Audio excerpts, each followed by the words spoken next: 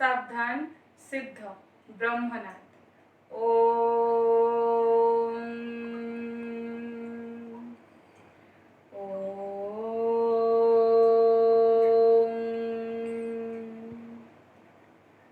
शांति शांति शांति ही स्वस्थ। आजिर कालांश को समस्त को स्वागत। पूर्व कालांश रे आमे परीक्षा निमंते पुनः आलोचना करुथिले। आपण मानकु मु कहिथिली परीक्षा रे भू संबल द्वितीय अध्याय भू संबल और द्वितीय अध्याय रो द्वितीय पाठ मूर्तिका यही दुईटी विषय रे आमर प्रश्न आसियो भूगोल परीक्षा रे। तो भू संबल विषय रे आमे पूर्व वीडियो रे पुनः आलोचना करिथिले। आपण सेही अनुसार भू संबल प्रिपेयर करंतु। आजिकार कालांश रे आमे द्वितीय पाठ मूर्तिका संपर्क रे आलोचना करिबा, पुनः आलोचना करिबा। मूर्तिका तो रिसेंट चली थिला, आमे पढुथिले मूर्तिका विषय रे। तेणु विशेष किछि बुझिबार आजिर कालांश रे नाही, केवल जानिबा क्यों भलिया प्रश्न आसीबो, को प्रश्न गुडाक आमे देखिबा दरकार, एही विषय रे आजिर कालांश रे आलोचना करिबा। तो पिले मूर्तिका आरंभ हेउछि चूर्णी भवन प्रक्रिया। चूर्णी भवन प्रक्रिया कौन? भूपृष्ठ उपर को उन्मुक्त थिबा शिला उत्तापर पर्यायक्रमिक ह्रास वृद्धि करकार प्रभाव प्राणी उद्भिद मानक द्वारा खंड विखंडित होई सूक्ष्म शिलारेणु रे परिणत हेबा प्रक्रिया को चूर्णी भवन प्रक्रिया कहा जाए। जदि आम जेनराली बुझा कमनली ताहले चूर्णी भवन प्रक्रिया रे पिले कौन हुए? मूर्तिका गठन पई दरकार मुख्य उपादान सूक्ष्म शिलारेणु यही चूर्णी भवन प्रक्रिया द्वारा ही सृष्टि होता है। अर्थात चूर्णी भवन प्रक्रिया द्वारा शिला सूक्ष्म शिलारेणु रे परिणत हुए। किंतु आमे एमिति तो परीक्षा रे लिखिबानी जे चूर्णी भवन प्रक्रिया द्वारा शिला सूक्ष्म शिलारेणु रे परिणत हुए, सूक्ष्म शिलारेणु मूर्तिका गठनर मुख्य उपादान, ई जिंस लिखि पारिबा। किंतु ई जिंस उपरे बा फास्ट पॉइंट रे ये गोटे पिले 2 मार्क विशिष्ट प्रश्न। चूर्णी भवन प्रक्रिया काहाकू कहा जाए? 2 मार्क विशिष्ट प्रश्न। एथिरे आमे 2टा पॉइंट करके उत्तर लिखि पारिबा, किंबा आमे बॉक्स रे बही रे जो देछि सेतो पॉइंट भी लिखि पारिबा। किंतु आपण माने जदि किछि सेकंड पॉइंट रे निजे बुझिथवा जिंस को ऐड करिवे, किंतु रिस्क नेबेनी, कारण पर्टिकुलर पॉइंट ही लिखिबा दरकार, नहले भूल हे जिवो। तो प्रथम लिखि दबा चूर्णी भवन प्रक्रिया काहा को जे से बॉक्स रे जहा लिखा हैछि। ता परे भी जदि आपण किछि पॉइंट ऐड करियो चाहउचंती, जेमिति कि मु कहिली आमे सिना लिखि देले चूर्णी भवन प्रक्रियाटा कोन। प्रथम पॉइंट रे शिला क्षय हेबाला चूर्णी भवन प्रक्रिया, से करकार प्रभाव रे, जलवायुर प्रभाव रे, प्राणी उद्भिद मानकर प्रभाव रे। किंतु एटा मूर्तिका सहित यार कौन संपर्क अछि?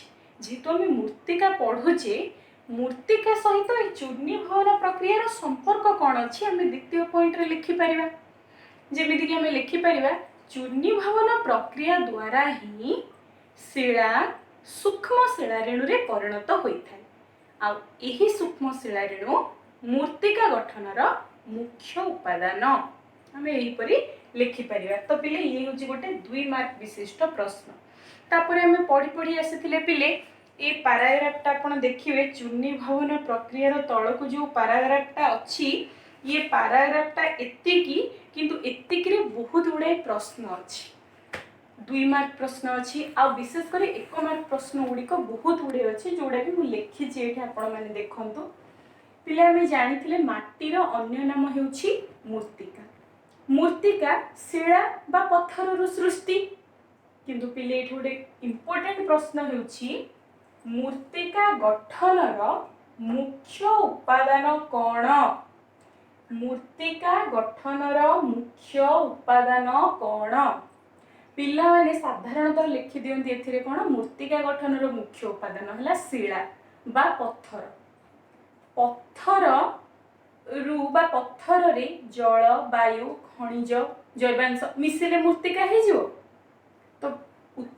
कौन हम पिले मूर्तिका गठनर मुख्य उपादान है शिला किंतु बड़ बड़ शिला कि गोड़ी बड़ पत्थर खंड ये सूक्ष्म शिला रेणु सहित जल वायु खनिज जैवांश मिसिले मूर्तिका सृष्टि होता है। तेणु मूर्तिका गठनर मुख्य उपादान है सूक्ष्म शिला रेणु। सूक्ष्म शिला रेणु को छाड़देले धरी नि जाऊ जल वायु जैवांश खनिज ये चारटा उपादान मिसिबो। ये चारटा उपादान मिसिबा परे आमे ताको मूर्तिका बोली कहि परिबा कि मूर्तिका पाखरे जहाँ जहाँ गुण थाए से चारटा उपादान मिसिकी मूर्तिकार से गुण गुड़ी को बहन करि परिबे कि। तेणु ये सूक्ष्म शिला रेणु हेउछि मूर्तिका गठनर मुख्य उपादान। या व्यतीत मूर्तिका सृष्टि होई परिबो नाही। या सहित अन्य उपादान मिसिले मूर्तिका सृष्टि होई थाए। तेणु आपण खाली शिला रेणु मध्य लिखिबेनी सूक्ष्म शिला रेणु। ए प्रश्नटा बहुत इंपोर्टेंट पिले बहुत थर परीक्षा रे प्रश्न आसुछि। नेक्स्ट मूर्तिका एक डैश पदार्थ। एटा भी एक गुरुत्वपूर्ण प्रश्न। मूर्तिका एक डैश पदार्थ। मूर्तिका प्रथम जानिबा हमें क्यों पदार्थ मूर्तिका। मूर्तिका हेउछि मु उत्तर लिखि दोछि। मूर्तिका हेउछि एक यौगिक पदार्थ। एठी पिला यौगिक बदल रे कंफ्यूज है कि विभिन्न प्रकार वर्ड यूज करछनी। मु से वर्डटा जदि एठे कहबी ना आपन माइंड रे से वर्डटा रहि जिवो। तेणु आपण ए गोटे शब्द ही मन रखंतु मूर्तिका को यौगिक पदार्थ कहा जाए। या पछरे कारण कौन अछि ये एक गुरुत्वपूर्ण कारण दर्शाओ मध्य हेई पारे। मूर्तिका एक यौगिक पदार्थ कारण दर्शाओ। छोटे कारण दर्शाओटे सूक्ष्म शिला रेणु सहित जल वायु खनिज जैवांश मिसी मूर्तिका सृष्टि होई थाए। तेणु मूर्तिका एक यौगिक पदार्थ। आमे कारण दर्शाओ लिखिला बेले सब बेले शेष रे तेणु लिखिकी कारण दर्शाओ प्रश्नटी को लिखुथिबा। तेणु मूर्तिका एक यौगिक पदार्थ। आपण माने लक्ष्य करथुबे मु केते थर पर्टिकुलर लाइन टा कहलिनी सूक्ष्म शिला रेणु सहित जल वायु खनिज जैवांश मिसिले मूर्तिका सृष्टि होइताय। ए ढाडीटा को आपण मध्य मुखस्थ करंतु। तापरे आसिला पिले नेक्स्ट क्वेश्चन समय मूर्तिकार डैश को प्रभावित करे। समय हेउछि एक कारक। मूर्तिका सृष्टि पई साहाय्य करुथिबा एक कारक हेउछि समय। बहुत समय लगे मूर्तिका सृष्टि हेबा पई। तो समय मूर्तिकार कोन काहा को प्रभावित करे बहलता को प्रभावित करे। ठीक अछि। देन पिले नेक्स्ट क्वेश्चन मूर्तिकारे सठिक अनुपातर डैश और डैश रहिथिले मूर्तिका को उर्वर कहा जाए। एठे पिले सठिक अनुपात लिखा जाइछि। आपण समान अनुपात बोली भाबिबे। तो मूर्तिकारे सठिक अनुपातर क्यों दुईटी उपादान रहिथिले खनिज और जैवांश। मूर्तिकारे सठिक अनुपातर खनिज और जैवांश रहिथिले मूर्तिका को उर्वर कहा जाए। सेमिति पिले बाली और पट्टू सम परिमाण रे थिबा मूर्तिका को क्यों मूर्तिका कहा जाए। ये एक पदरे गोटे शब्द रे प्रकाश कर भलिया प्रश्न गुड़ाक। तो बाली और पट्टू सम परिमाण रे थिबा मूर्तिका हैला दोरसा। मन रखिया दरकार पिले बाली और पट्टू सम परिमाण रे थिबा मूर्तिका हेउछि दोरसा। सेमिति इंपोर्टेंट आउट ए सब गुड़ाक पिले इंपोर्टेंट क्वेश्चन। गांगेय उपत्यका रे देखा जाउथिबा नूतन और पुरातन पट्टू मूर्तिका को कौन कहा जाए। जेते घोषिले भी टिके कन्फ्यूजिंग प्रश्नटा। तेणु आपण टिके ट्रिकली याको मन रखिया को चेष्टा करंतु किए को वे रे याको मन रखंतु। तो गांगेय उपत्यका रे देखा जाउथुवा नूतन पट्टू मूर्तिका अर्थात प्रत्येक वर्ष नदी रे बन्या आसीबा द्वारा गांगेय समतल भूमि रे प्रवाहित होउथवा नदी गुड़िक प्रत्येक वर्ष बन्या आसे। बन्या आसिले नदी उपकूलवर्ती अंचल गुड़िक जो पटुमाटी सृष्टि हुए ताहाकू कहा जाए नूतन पटु मृत्तिका को कहा जाए पिले खदर। जो अंचल गुड़ाक बन्या जल जाई पारेनी सेठी पूर्वर पटुमाटी जमा होई होई होई होई बा सृष्टि होई पटुमाटी सृष्टि होई होई रहिछि सेई पुरातन पटु मृत्तिका को कहा जाए पिले भांगर। खदर भांगर। ठीक अछि पिले ये थिला मृत्तिका पाठर किछि इंपोर्टेंट शॉर्ट क्वेश्चन। जदि आमे मृत्तिका पाठरे जो जे आमे पढ़ीचे सेतिकी भितरे जदि आमे लॉन्ग क्वेश्चन देखिबा ताले गोटे लॉन्ग क्वेश्चन अछि मृत्तिका सृष्टिर नियामक ओ सेमानकर प्रभाव। मृत्तिका सृष्टि करिया पे केउ केउ उपादान बा केउ केउ कारक दरकार केउ केउ नियामक दरकार ओ सेमाने कोन कोन प्रभाव पकाई थांती। केवल आमे पांचटा नियामक लिखि दबा भूमि रूप जलवायु प्राथमिक शिला ये सब जदि लिखि दबा हबनी बिले नियामक लिखिबा सहित सेमाने कोन प्रभाव पकांती ताकू भी लिखिया पे पड़िबो। एटा मने रखिया पे प्रथम काम होला लॉन्ग क्वेश्चन मने रखिया पे पांचटा नियामक आपण ठीक भाव ताको सीक्वेंस रे रखी कि मने रखंतु। प्रथमे आपण समय लिखि देबे तापर शेष रे जे कि प्राथमिक शिला लिखिथिबे ताले सीक्वेंस टा ठीक हो जोटा सब गुडा को उपादान इंपोर्टेंट किंतु ताको टिके सजे कि रखी कि कोटा पर कोटा लिखिले भलो हो सेही अनुसार लिखंतु। जेमिति कि मु कहिबी मृत्तिका सृष्टिर नियामक प्रथम मुख्य नियामक है प्राथमिक शिला।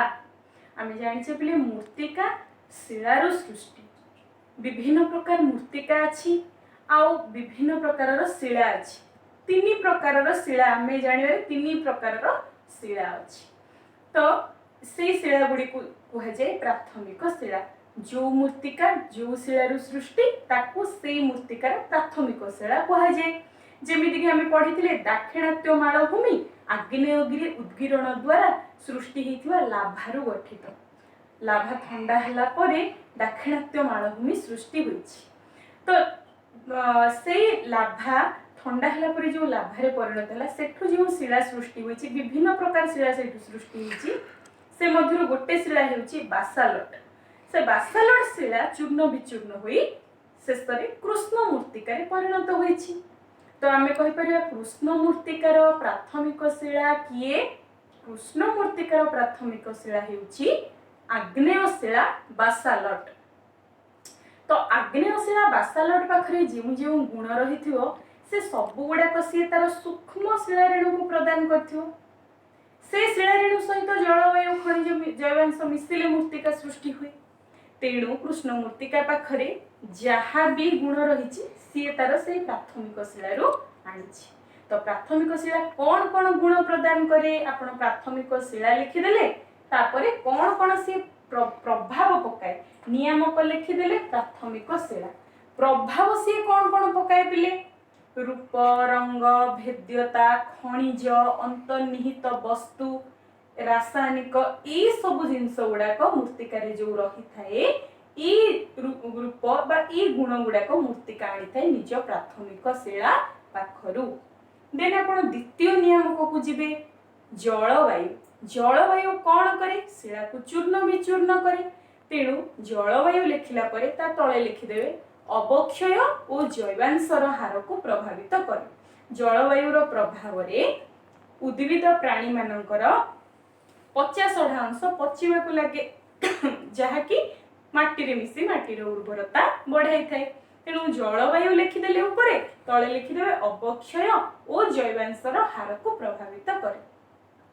थर्ड को जिवे तृतीय नियामक सूक्ष्माति सूक्ष्म जीव प्राणी उद्भिद एमाने कौन करंती मृत्तिकारे एमानक द्वारा मृत्तिकारे जैवांशर हार बढ़ी थाए। जैवांश बढ़िले मृत्तिका उर्वर हेबो। देन फोर्थ को जिवे भूमि रूप। भूमि रूप मृत्तिका ऊपर कौन प्रभाव पकाए भूमि रूप मृत्तिकार संचय को प्रभावित करे। कारकटा लिखुथिबे बा नियामकटा लिखुथिबे ता तळे प्रभाव भी लिखुथिबे। मूर्तिका उपरे से कौन प्रभाव पकाए शेष रे लिखिबे समय समय मूर्तिकार केउ गुण को प्रभावित करे एटा गोटे शॉर्ट क्वेश्चन रे भी हम आलोचना करथिले समय मूर्तिकार बहलता को प्रभावित करे ये थिला आपनकर प्रथम लॉन्ग क्वेश्चन तापरे गोटे पार्थक्य दर्शाओ मध्य एही पाठ रे अछि अवशिष्ट मूर्तिका और परिवाहित मूर्तिका आमे जानिचे शिला क्षय हला परे क्षयजात शिला राशि यदि प्राकृतिक शक्ति द्वारा जल वायु द्वारा गोटे स्थान रो अन्यत्र जाई संचय होबो और सेठी मूर्तिकारे परिणत हेबो ताहले आमे ताको कहिबा परिवाहित मूर्तिका से गोटे जगह रो आ गोटे जगह को प्राकृतिक कारक द्वारा बही की जाई कि अन्य जगह रे सृष्टि हिची तेणु तार सही भूमि सहित कौनसी सामंजस्य न थाए सेमिति अवशिष्ट मूर्तिका शिला क्षय हेबा परे क्षयजात शिला राशि प्राकृतिक शक्ति द्वारा परिवाहित होई पारे नहीं एवं सही जगह ही रही जमा होई शेष रे मूर्तिकारे परिणत हुए तेणु अवशिष्ट मूर्तिकार सही भूमि सहित सामंजस्य थाए जदि आमे दीटा जक मूर्तिका को पहिले कंपेयर करिवा अवशिष्ट मूर्तिका और परिवाहित मूर्तिका अधिक उर्वर हेबो परिवाहित मूर्तिका जेहेतु से गोटे स्थान रो अन्य स्थान को जाई सृष्टि हिची बाट सारा ता सहित अन्य गुड़िए जैवांश मध्य मिसी थांती शिला आहुरी भलरे चूर्ण विचूर्ण होई थाए तेणु परिवाहित मूर्तिका अवशिष्ट मूर्तिका अपेक्षा अधिक उर्वर अर्थ नुह जे अवशिष्ट मूर्तिका उर्वर नुह किंतु परिवाहित मूर्तिका अधिक उर्वर ये थिला एक गुरुत्वपूर्ण पार्थक्य दर्शा आपण एही परि भाबे मूर्तिका पाठर पुनः आलोचना आजिर पुनः आलोचना हेची एही पुनः आलोचना को भित्ति करी आपण माने मूर्तिका पाठटी को भलरे पढिबे तो भू संबळ और मूर्तिकार पिले एतिकी विषय आपण माने भलरे देखिथिबे आ आशा करछि एई परि देखिले आपण परीक्षा निश्चित भाबे भल करिवे आजिर कालांश को मु एठी रखुछि धन्यवाद।